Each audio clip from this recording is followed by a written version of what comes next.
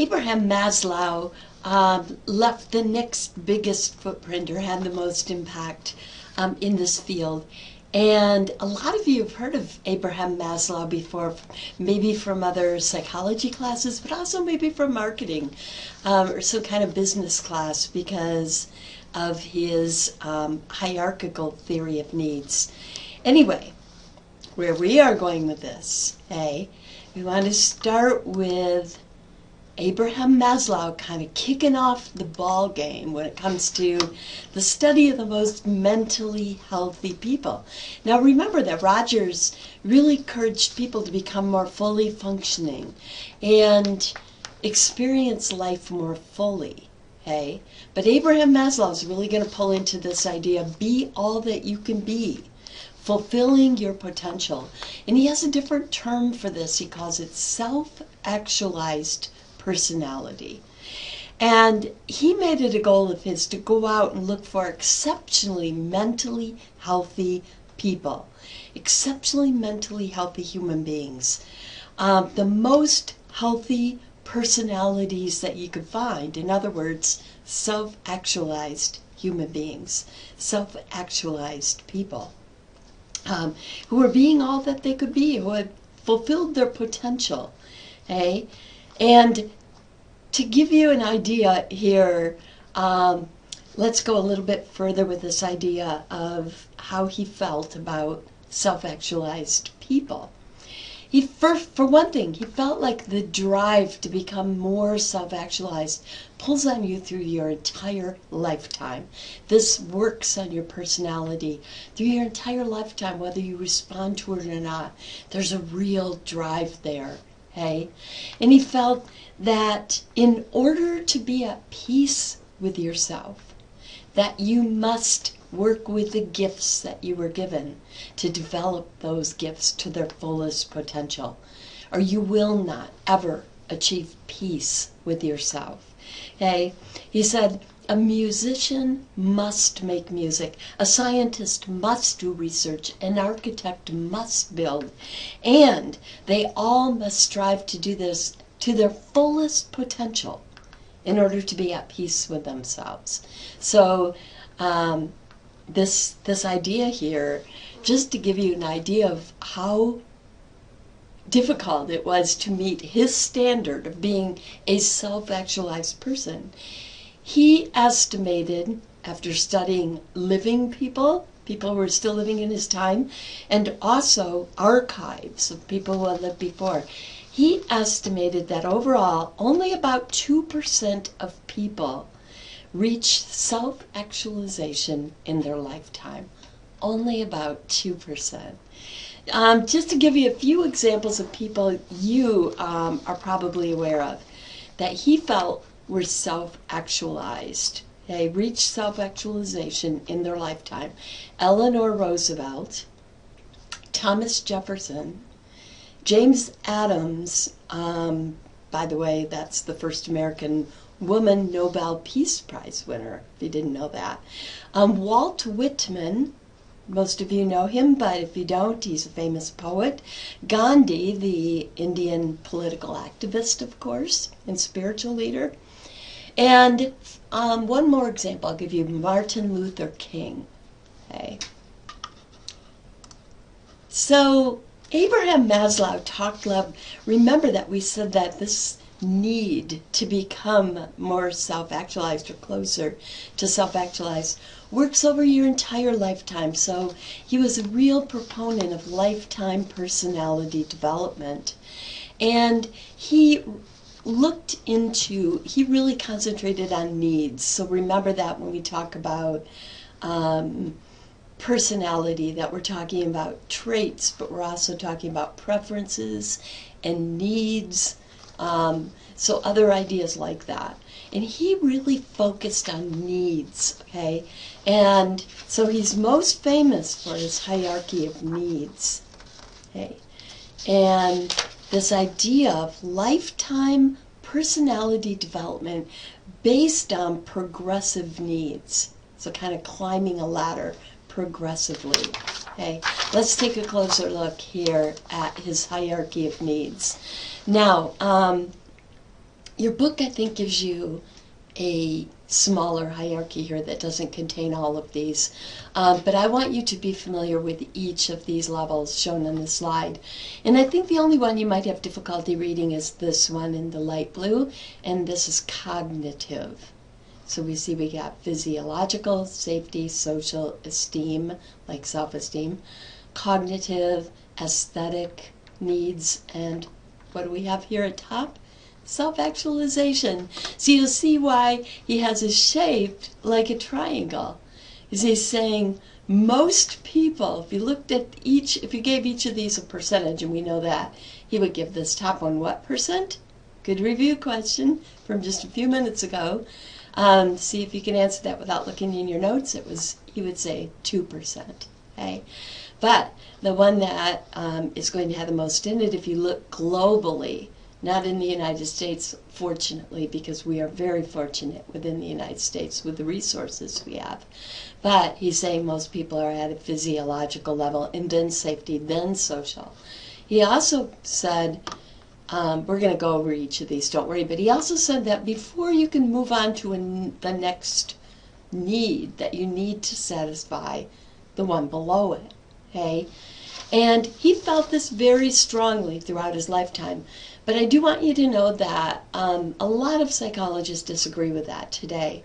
They do agree that this is the kind of the normal way that people will go through them. However, sometimes there are reasons why you might skip ahead and move from here to cognitive, for instance, if you go to college, before your social skills are usually developed to the level that you would do so, or before your self-esteem is. Okay? Certainly you can still go to college and work on cognitive needs.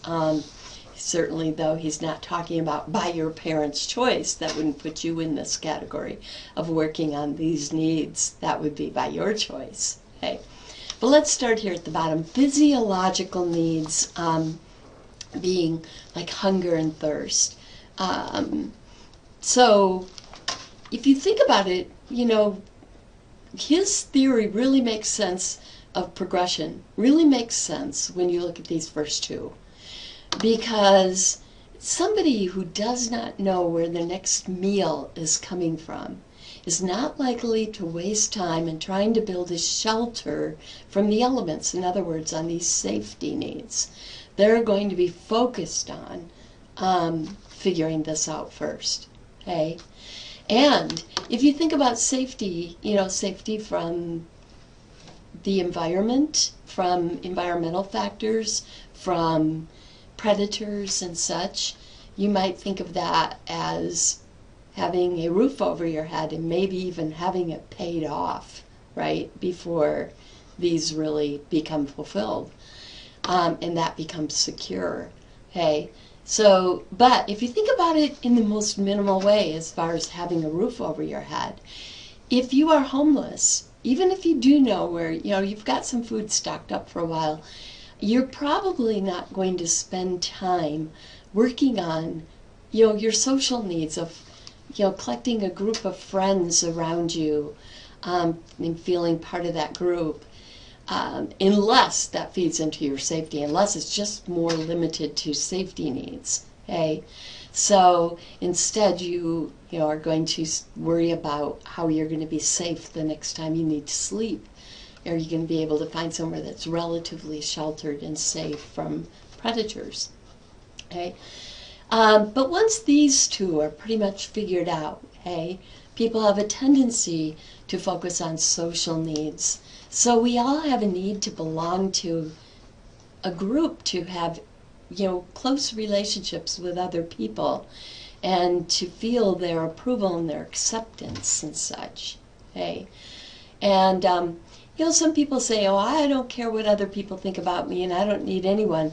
Well, even when people say that, "I don't care what anybody thinks about me," that may be true that they think a lot less than, care about that a lot less than other people, but there's still people they admire, there's still friends that they have, and they do have a tendency to really care about what those people think about them, no matter what they might say. It just might be far fewer people than what other people care about. Once those needs are satisfied, people tend to work on their own self-esteem needs. So, how do other people see you? Have you gained their respect? Have you gained a reputation, in maybe your field and such? And then we go to cognitive needs. All of these being necessary in your lifetime to continue being fulfilled. So think about this. Oftentimes we think of cognitive needs just for kids who are in school or in college. Okay? But this is a need that will press throughout your lifetime, a need to build your cognitive knowledge and skills. Okay? And then aesthetic needs. This is the one that people are less familiar with, but it's a really interesting one because if all of these needs are filled, okay, sometimes this doesn't happen until middle-aged or later in life, but all of these needs are filled, people have a tendency to start developing their aesthetics, appreciation for aesthetics. Students oftentimes have a way of thinking of aesthetics as kind of the upper crust arts. Okay? So things like ballet, things like opera, things that you really oftentimes need to study in order to really develop an appreciation for them. But when you do, and if you do, they really can move you sometimes to the point of tears. Okay? At just how amazing they can be. So usually, and I say usually, people have to develop a taste for this, in life, make it a point and develop it, because usually they don't grow up in an environment. But sometimes you might grow up in an environment where you're exposed to this so much that you gain an appreciation for it. If you're really lucky, you grew up in an environment like that and you gained an appreciation at a young age. And then we've got self-actualization at the very top. And here's an interesting question for you. Self-actualized people are not stagnant in their self-actualization. But if they've reached their full potential, what do you think they tend to do then? During that time, they're still living. Okay? And if you guessed correctly, you guessed they are going to be driven to help other people become self-actualized. Okay. All right. I want you now to think about those needs. You can keep your notes out and refer to them. Okay, and think about these needs because I told you that they are used often in marketing. So what I want you to do is kind of test yourself. Here's an ad that explicitly targets these needs, but it does so in a way that is not right in your face with the text. So oftentimes we'll see that if it's something that marketers are trying to play through your subconscious, they do so using the picture but not the text where it would clearly come through. Okay, so which need is being targeted in this ad? And of course the answer to that is social needs. So here, if you think about it, if they had put it in the text instead, okay, how people would have rebelled, how they would have reacted to this. Because it would have said something like, if you use our hair products, okay, not only will you have a beautiful husband or wife and really beautiful children, exceptionally attractive, but you're all going to be exceptionally happy and close. Look at this picture closely. Okay. Again, really interesting. Okay, now this one actually is right in the text. Okay, and this one, you might have guessed, is which kind of need targeting? And that is targeting cognitive needs. Okay, people don't tend to rebel against those, so there you go. And there's a logical argument here. Look at all this in the small print that you can read if you're really interested and see where they make their argument for their product. And then, how about this one? Which level is this targeting of needs? This is physiological, and I'll tell you, it sure works for me. Okay. Here's a really interesting one. Which need does this target? It's a safety, right? But I want you to think about, what if they had put this in print? It's very effective as a picture, and it sure draws your attention. Okay, but what if they put in print, what if they said, if you have State Farm insurance, okay, you will not have to worry about things like crocodiles and alligators. What? All right. So much more effective when it's used in a picture in that case. Which need do you think this is targeting? Okay. And if you guessed aesthetic, you are correct. For one thing, there's something very artistic in this picture, and it's the idea of form, just in the picture that was taken, but also the form of dance that's being shown is ballet here. And which need do you think is targeted in this ad? This one is safety again. Now safety from those environmental elements. Okay. What about this one? Okay. And you might say aesthetics here, but you may not, right? You might have said self-actualized. We really don't know, right, whether somebody is self-actualized in this picture. We don't know if they're playing to their absolute full potential, but if they were, that certainly would be a valid answer. And but for now we'll say aesthetics, okay? People who would really go and enjoy this. Okay? And then here's another interesting one. Let's look closely at this. Don't say social. Don't be tempted, because look closer at this picture. Does it look like he's sitting with any of these people? Does he know any of these people? No. Okay? But if you guessed esteem needs, okay, that's what's being targeted as Best Buy tries to get people to want to buy this computer. Look at how everybody else will admire you, right? All right. And here's my favorite one and our last one. Okay, and if you guess social needs, you are correct. That's what that picture is targeting.